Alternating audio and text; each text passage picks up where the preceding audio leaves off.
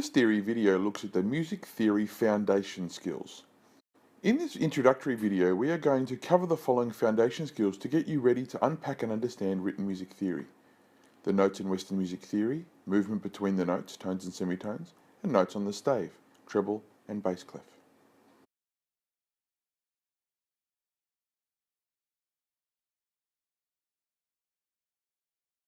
Part 1. The notes in Western music theory.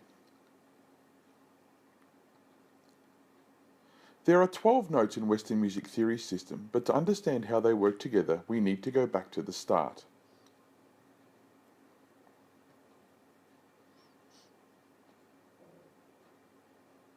When music was first mapped out, there were 7 clearly different notes or pitches that were identified and were labelled using the first 7 letters of the alphabet: A, B, C, D, E, F, G,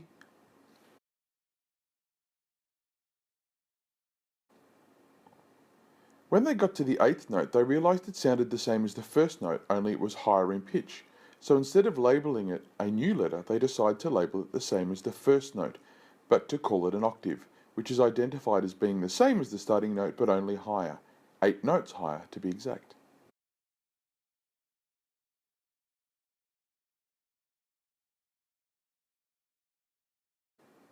As time went on, they discovered that there were actually other notes that appeared in between some of the notes they had already mapped. Being sticklers for rules and sequences, they found themselves in a bit of a pickle, having no real labels to identify these new notes that kept the sequence and the pattern that they had already established. So to combat this issue, they created a new musical concept called sharps and flats.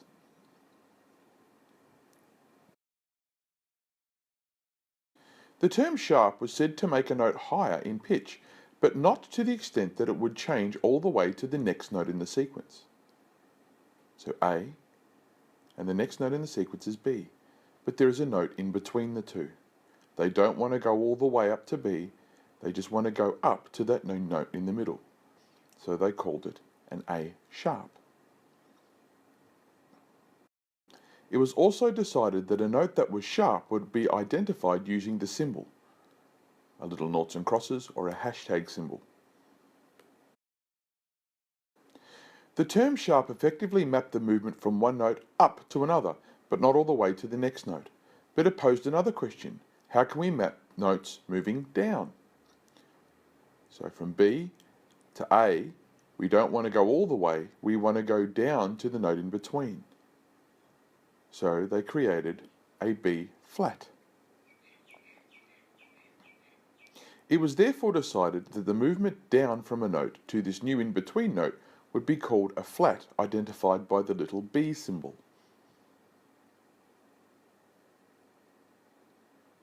So now we had a new note that appeared between B and A that could be called two different things.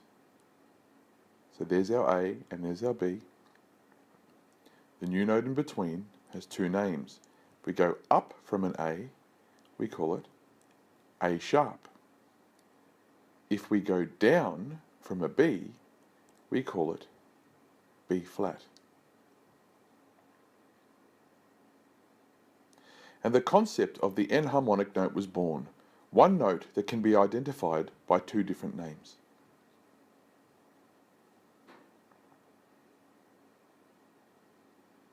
Now they had fixed the problem of identifying the new note between A and B, they went about looking for new notes between the rest of the pitches. But they found a problem.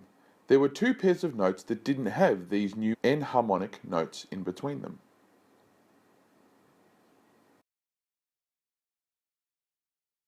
They discovered that there was a new note between all except for B and C and E and F, as you can see here. No note between B and C, and no note between E and F. And the concept of the neighbour note was born. Neighbour notes being two notes that are directly next to each other.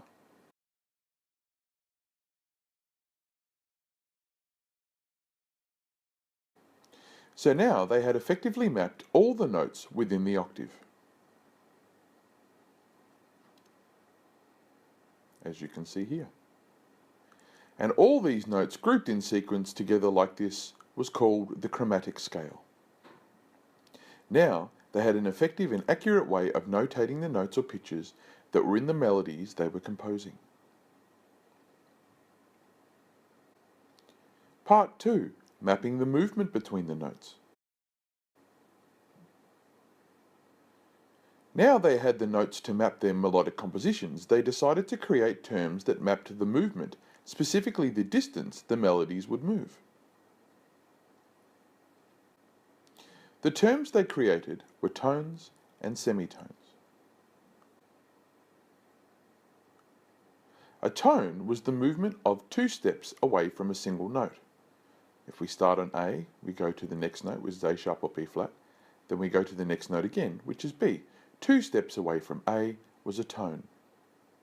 A semitone was the movement of 1 step away from a single note. So A to the next note, which is A sharp or B flat, which was called a semitone.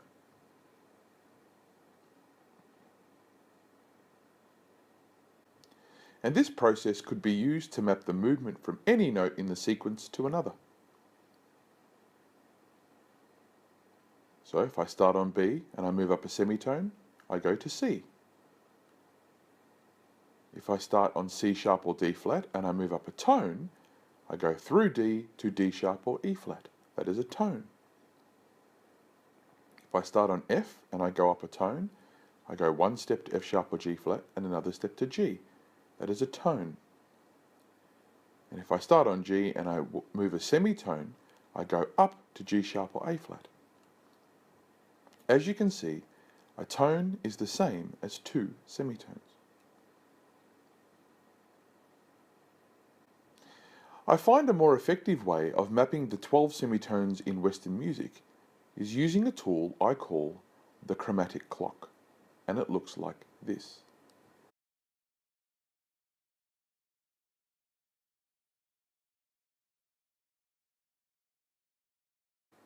Part 3. Notes on the stave. Now they had a way to map all the notes in an octave, and a way to map the movement between the notes. Now they needed to design a way of displaying the notes, and they developed the notes on the stave.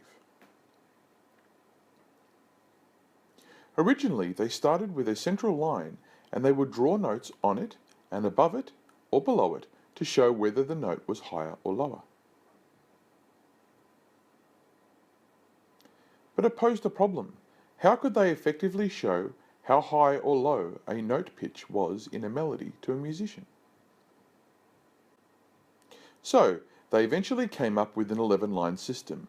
The central line, in red, 5 lines above and 5 lines below, which could accurately map the range of the notes that were being used. This central line was called C. Each step up and down the newly called stave would indicate movement from one pitch or letter name to the next. But this posed another problem. It was too big, it was messy and difficult to read. The solution. The top 5 lines broke away from the original idea, and a symbol was introduced to show that these notes were above or higher than the original central line.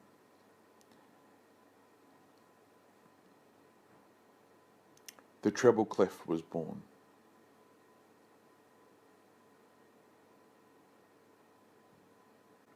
To remember the notes on the treble clef, it's common to use sayings to help you remember the order. Notes on the lines: every good boy deserves fruit. Every good boy deserves fruit. Notes in the spaces spell the word face. F A C and E. Remember, the sayings work from the bottom of the stave, working upwards. Alternatively, you could use the pattern that emerges to identify the notes on the stave. If you work from the line to space, etc., you will see the notes work their way up the alphabet. C, D, E, F, G, and so on. This method can be useful to help you identify notes that appear above and below the stave using ledger lines, but use whatever system works for you. The bottom 5 lines also broke away from the original idea, and a symbol was introduced to show that these notes were below or lower than the original central line. The bass clef was born. To remember the notes on the bass clef, it's common to use sayings to help you remember the order. Notes on the lines: gum, boots, don't, fit, ants. Gum, boots, don't, fit, ants. Notes in the spaces: all cows eat grass. All cows eat grass. And remember, the sayings work from the bottom of the stave working upwards. Like the treble clef, you could use the pattern that emerges to identify the notes on the stave. If you work from line to space, etc., you will see the notes work their way up the alphabet. G, A, B, C, D, E, and so on. This method can be useful to help you identify notes that appear above and below the stave using ledger lines, but choose whatever works for you. I can hear you thinking, it's a special skill I have, what happened to the original important middle line?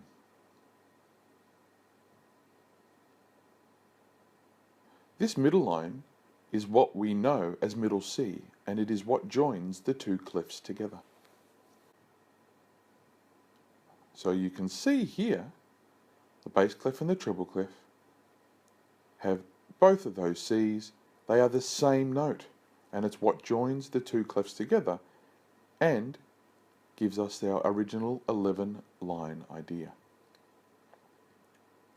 Earlier we mentioned ledger lines, but what are they?